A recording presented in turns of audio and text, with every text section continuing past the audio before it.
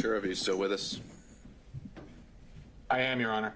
All right, then let's go back on the record. We have Mr. Bradley here, and everyone else is here as well. You may proceed. Mr. Bradley, did you use any documents to prepare for your testimony today? No, I did not. Last time you spoke with Gabe Banks. The day that, I don't have the date, but it was the date of whenever the phone call happened. And you know his wife, Kyra Banks, works for the DA's office, right? Yes, correct. When was the last time you spoke to Mr. Wade? I'm spoken to Mr. Wade personally in a year, 2 years actually, when I left the firm. Miss Willis? I never, my interaction with Miss Willis was never where I would pick up the phone and talk to her, or that she would, or anything like that. So you didn't hang out with Miss Willis? You didn't have a personal relationship with her? No, I never had a personal relationship. I mentioned before that I went to a dinner that was after she was elected. That was at a steakhouse, but it was some 75 to 100 people there. So you knew of her, you just didn't have a business relationship or a personal relationship with her, or at least a close one? I knew of her from she was in the DA's office and I had criminal cases, but I did not personally know her, no. And not having known her, not really hanging out with her, you've got a contract from her office. I'm going to just object as to cumulative asked and answered throughout the multiple. All right, Mr. Sheriff, I think we covered this ground on the 16th about the contracts. Do you have are you going somewhere else with this? I am, Judge. If you give me a little latitude, I'll tie it right now. Okay, you may proceed. You got a contract from the office, not knowing or having a good relationship or a good working business relationship with Ms. Willis. That's correct.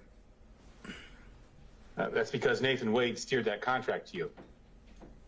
I don't know how it came about, but it was presented to me at the office about the contract, correct? Who presented it to you? Mr. Wade? Yes. And he owed you money, you said at one point. Say that again? Owed you money at one point? I don't recall saying that he owes me money. Did he owe you money at one point? Not that I recall saying that Mr. Wade owes me or owed me money. I don't recall ever saying that. I didn't ask whether you ever said that. I said, did he owe you or did he owe you money in the past?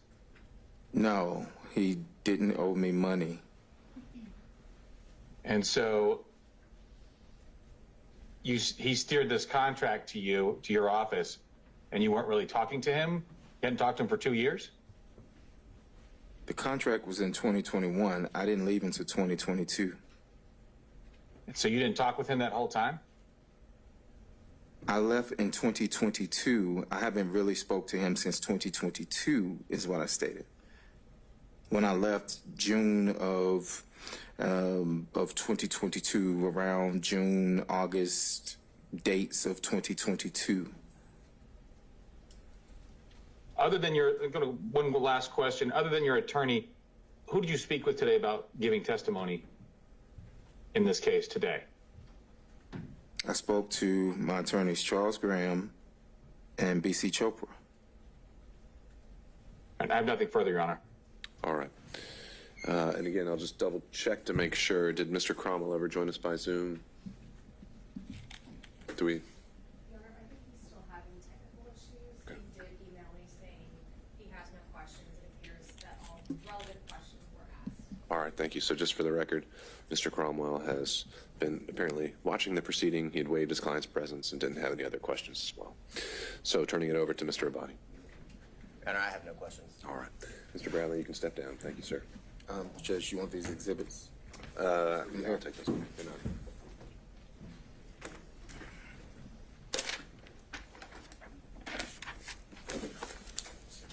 May I excuse you? I have a follow-up based on some questions, and it's just about the text. And what, just by way of proffer, what about the text? Just to admit, so when other people asked about the text, some of them weren't in the record today, so I organized them. They're the ones that have been talked about today, so I just organized them. I just wanted, for a point of reference, to have them. Okay. And do we need Mr. Bradley for that? I don't believe so, but Have you marked them? yes. Have you showed them to the state? I gave a copy to the state, but so these Mr. are. Bradley, just hang on just for 1 second, just to make sure. Well, I give you all of them, so. Admitting all of them?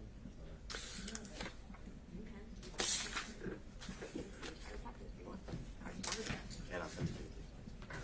And while he's looking at that, Mr. Bradley handed me Defense Exhibit 23, 24, 25. Judge, I didn't realize that they were in my folder.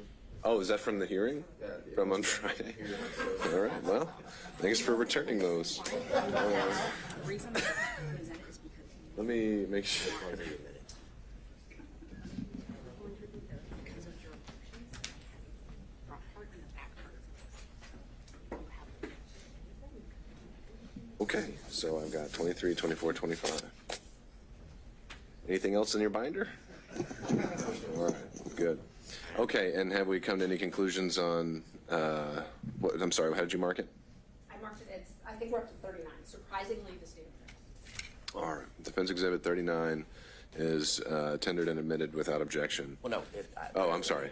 Oh, okay. Text messages that weren't referenced today with, are confronted, with, Okay. as it relates to Mr. Bradley. So these are additional text messages, Ms. Merchant? Yeah, so what I did was they objected that they weren't complete because like the first part of the text wasn't there. It was just like, oh, there was something before that was said. So what I did was I spent this whole time trying to line them up so that I had the beginning of the text, the middle, based on their objection. They have all the text. They can admit all of them if they want them complete. And All right. How about, I'll just do this. Just, I understand the desire just to have the complete text chain just for purposes of completing the record. I think that there's no point in having him sit here and authenticate every single one of them. So I'm willing to admit it as a court's exhibit. And only the exhibits, though, that had been previously tendered or referenced in testimony would be ones that actually are relied on for making any findings. But just so it's on the record, we have the complete text chain, should that ever be an issue for some reason. Any thoughts about that, Mr. Avati? My only thoughts are this is not the complete text chain. I was Yeah. able to briefly look at Ms. Merchant's phone when she allowed us to have it for a Okay. couple of seconds, minutes, and there are text messages I know that I saw that are not in what is purported to be State Exhibit 39. So Okay, it's not all right. complete. Ms. Merchant, what about that? I let them take screenshots of the ones that they thought weren't there, and he sent them to himself on my phone. I have also offered to hook my phone up to whatever it is. My phone's an iPhone. His is an Android. I can't download like you could in a normal text. I told them if they had a system to get all of my texts, they could have every single one of them. We can definitely do that. Your Honor, Yeah, Mr. Rice. text that she's submitting now and tendering into evidence, they are specific parts of the conversation. The entire text chain isn't a continuous conversation subject to 601. Those particular parts, given the witness's testimony, should be admitted as substantive evidence of prior and consistent statements with this testimony today. It would be up to the government and the state if they then want to introduce the rest of it. Have at it. Yeah. Sure, I think that's a fair point that if he had been confronted with a particular text, that could have been the opportunity to admit it as a prior and consistent statement for impeachment.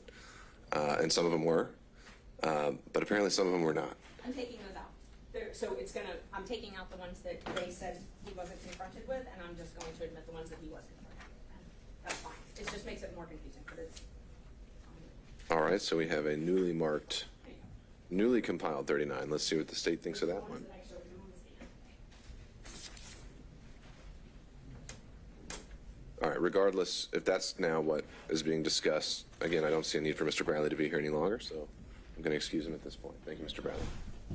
Judge, may we be? Of course. Take care. released from this subpoena? Yes, that's right.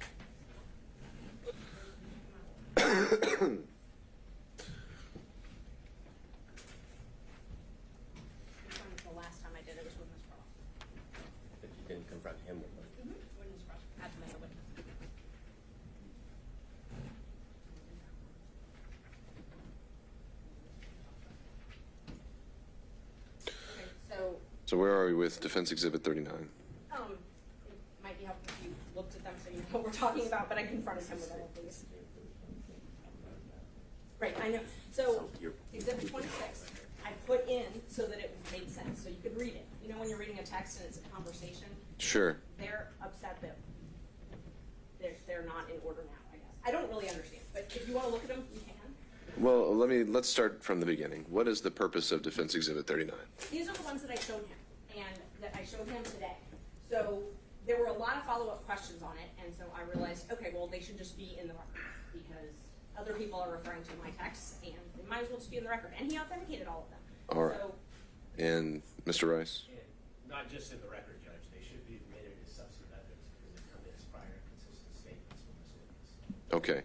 All right. So to that end, Mr. Abadi, is there a particular text message in there you think was not authenticated? I understand you're saying, well, maybe one of them's already been admitted, so, but otherwise, just having a omnibus, here are all the relevant text messages exhibit. Is there an authentication objection? Is there any other kind of objection like that? Yes, because he didn't authenticate that all of the text messages were from him and between Ms. Merchant or the context of them. So I think that's the problem. When you don't, for example, if the state was to provide, I guess, just a specific text chain from a cell phone extraction, there would be an objection because the state would be making the determination as to what is relevant. Really, all the information should be turned over, and it's for the parties to object and Your Honor to determine which parts of the conversation are relevant or not. I don't have all of the conversation. The conversation starts in September, and then, so there's a few text messages from September, and then we jump to January. Ms. Merchant has determined that that jump in between is not relevant. That's not appropriate. It's for Your Honor to determine what's relevant and not, and I can't make an objection as to what I don't know. I can tell you what I've read. It seems as if there are definitely parts that are missing that would make certain parts of the text message she's attempting to admit that she didn't confront the witness with would be my objection. But only the relevance can only be determined if we have the full chain. So she's determined which ones are relevant. That's your job. Sure. So didn't she just try to do the full chain as an exhibit just a moment ago? No, we don't have the full chain. The full chain is text messages that begin in September and continue down. That's not contained in that entire package. They're on her phone. Okay. She'd like us to do it in a track. That's just that chain. All We're right, happy to do Ms. that with Merchant, the technology. and then I'll, Mr. Gillen. yeah, not a problem. And I offered that when we were here before, and I was told they didn't have that technology. But let me just go through them one by one. It might be easier. I was trying to just do it quickly altogether. You can just hand them to me. So the first. Just hand them to me. I can read them. And And I marked them all separately. while I'm reading them, Mr. Gillen, what did you have to add? Brief point, Your Honor.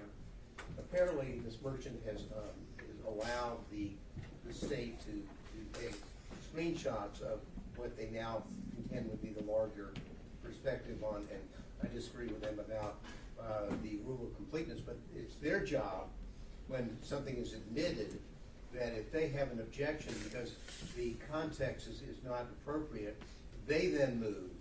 And the state should move the rule of completeness, the admissibility of the other emails chain that they had. So the real issue here is their failure to comply with the rule of completeness once they had the material from the last hearing that they took screenshots of. Well, isn't that what he's doing now? Because now they're being tendered? I don't think that he is. I mean, it seemed to me that what was happening here is Ms. Merchant has tried several different ways to get it in. She wanted everything in, and they objected to that. Then she wanted the segments in that had been, the witness had been asked about, and that's what she's trying to do. My point is that if they're, at the time of frankly, of moving under the rule of completeness is at the time of the tendering. If they want to tender something to show that it should be included to be complete, that's on them, Sure. not on Ms. Merchant. All right, Mr. Abadi, last point here. So I had a very limited time with Ms. Merchant's cell phone. I only had time to literally find one part of the text message to then send to myself before Ms. Merchant demanded her phone back. So I did not have the opportunity to screenshot every missing part of the conversation to then do as Mr. Gillum is saying that should be done, but it can't be done if I don't have the information. So you don't have the complete packet, and there are many of the text message screenshots that you have printed out that were not used to confront Mr. Bradley or refresh his recollection. So they're inadmissible evidence. If anyone missed the opportunity, it was the defense counsel Sure. to confront him. All right, I don't think we need to go back and forth any further. Ms. Merchant, you've offered, you said, to print out a complete chain of every text exchange with Mr. Bradley since you began corresponding with him. I'll give you the chance to do that, and you can follow up by email with that exhibit. It would be the complete chain without any deletions or removals, and we'll have that marked as Defense Exhibit 39. Thank you, Judge. I And- have got to respond though. That in court There you go. Friday at 1:57, when Mr. Abadi texted himself the screenshots, I literally wrote him, "Do you want any other screenshots? I have nothing to hide. You can download my phone if you want." So I don't. All right, we're done. Okay, so I'll wait back to hear from y'all on Exhibit 39. And is there anything else to take up before we discuss Friday? Just kind of throwing it open to the floor. Seeing none, I believe I'd asked and put it out there among defense counsel to be considering how they would like to organize their arguments on Friday. Has there been any decisions reached on that? We have a meeting tomorrow to determine that, Okay. and I can email the court when we're done with that. But we are going to make it as efficient as possible and break it up. Break it up in terms of like subject matter or something like that? If there's time limits, Yeah. because on the defense at large. Yeah, let us know. that's the idea. Okay. You can tell us what that'll be, and then. Well, I'll start with, what is it that you're asking for? We'll start there. Just kind of curious. That's an interesting. Well, I don't think Yeah. we can answer that right now. Number one, the court said, look, if you divide it up, then we can go with that. Or if you can't divide it up, then I'll give each defense counsel a specific period of time.